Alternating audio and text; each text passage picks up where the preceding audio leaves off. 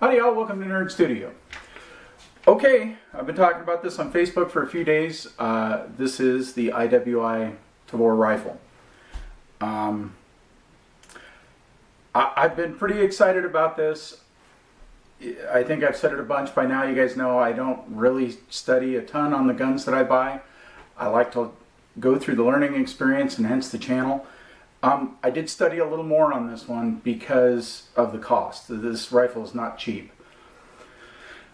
Why did I buy this? Well, this is a bullpup rifle, obviously. If you don't know what a bullpup is, long and the short, the barrel is seated further back in the stock so that the actual chamber is by your cheek. It allows for the barrel to be its normal length, but the overall length of the rifle to be shorter. This is a 16.5-inch barrel, but as you can see, the rifle is not much longer than that. I think it's 24, 26 total inches. We can look that up, and when we get to the point of all the specs, I'll let you know. So I wanted an example of a bullpup, and looked around and looked at the Steyerog and all those other rifles that you see out there, stuff by FN, and this is by far the one that interested me most. So what we're going to do today, I'm going to talk a little bit about the limited experience I've had so far. One modification I've done to the rifle, kind of unboxing, although I've already had it out and shot it a little. Talk about what came with the rifle, and then I'll take it out and shoot it some more today. So I got it in. It comes in a cardboard box like you would expect. It has a really nice cleaning kit. It comes with, all the brushes, everything you need to maintain this rifle. And it's actually feels like pretty good quality. So, again, for the price point of this rifle, you would expect that. It comes with one magazine, and looks a lot like that. Big surprise. Looks a lot like a PMag. I would almost swear it is a PMag, but it is slightly different. The construction does look different. But the rifle is supposed to work well with other magazines designed around the GI standard for an AR-15. I've only shot through the standard magazine so far. Only did about 80 rounds. That's all I put through this rifle, and this magazine is actually much stiffer than a PMag. It's all right. It did seem to feed just fine. So,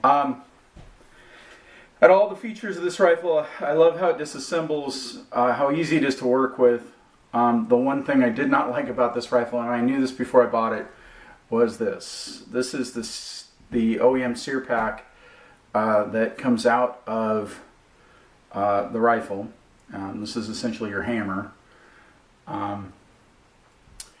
And it's got like a 10-pound trigger pull.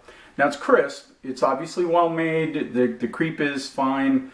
It doesn't feel, nasty. But man, 80 rounds, my finger was getting tired.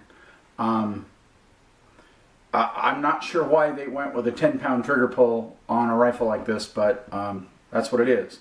So before I even got the rifle in, I ordered the Timney sear replacement and dropped it in last night.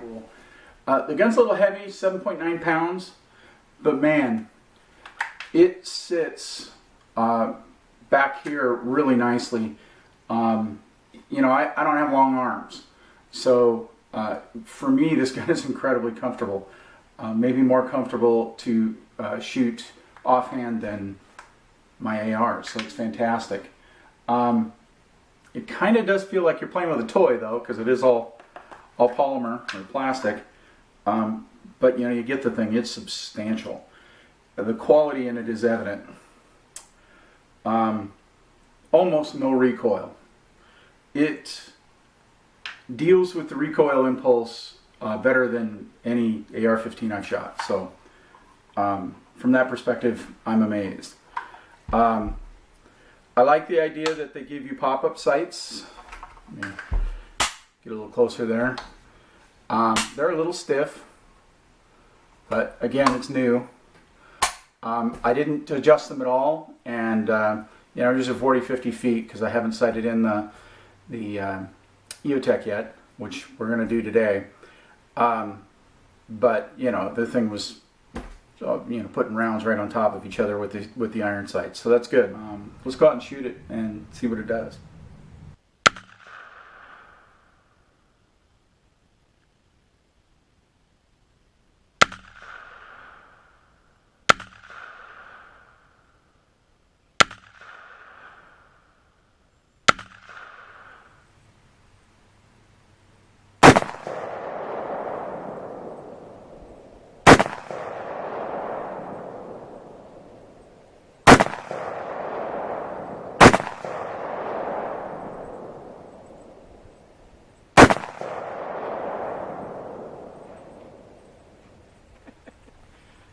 Okay, well, I think I got the EOTech sighted in, at least at this distance.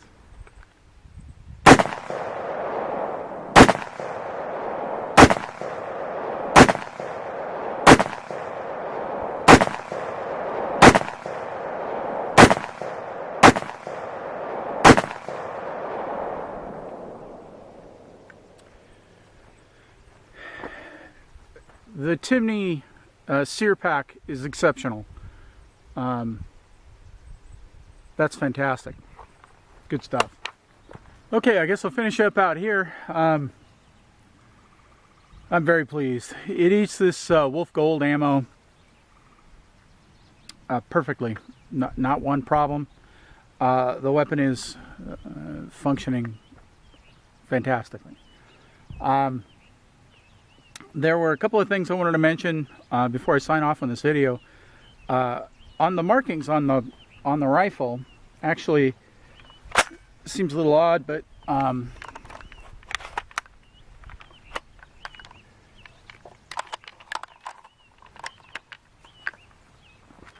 it's marked 223. Now, everything, you know, in the documents, everything online, everything you see, it is chambered 5.56 or 223. I just thought it was interesting. It was marked 223 on the stock.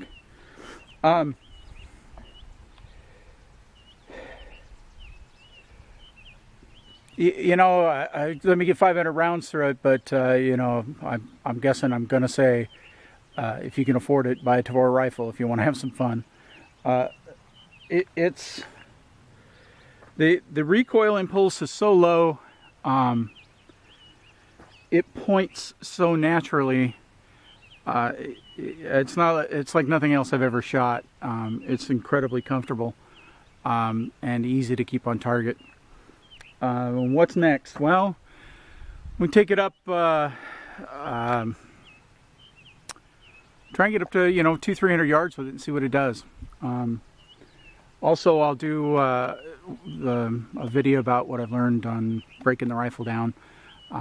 There's a couple of flips and twists that I started to mention at the beginning of this video, but I really want to go into detail about that because they were learning curve stuff, and that's what this is about. All right, I'm gonna shoot this last magazine and head out. You know, as always, anyone can shoot. If I can do it, you can do it. So get out and shoot. Subscribe, Facebook, you know, all that other stuff I always say. All right, we'll see you next time. I'm gonna go shoot.